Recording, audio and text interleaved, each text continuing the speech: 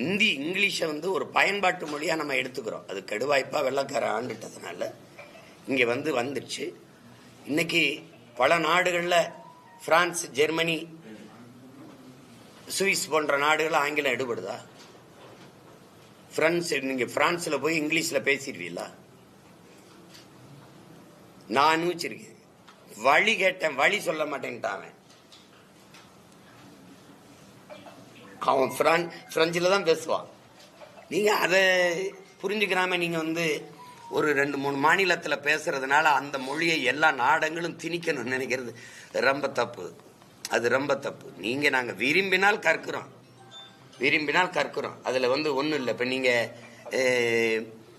மகாராஷ்டிராவில் எங்கள் பிள்ளைகள் 36 லட்சம் நாங்கள் வாழ்கிறோம், 36 லட்சம் வாழ்கிறோம். எல்லா மாநிலங்களையும் பரவி வாழ்கிறோம். அங்கே இங்கேருந்து கற்றுக்கிட்டு போய் அங்கே குடியேறணுமா? அங்கே போன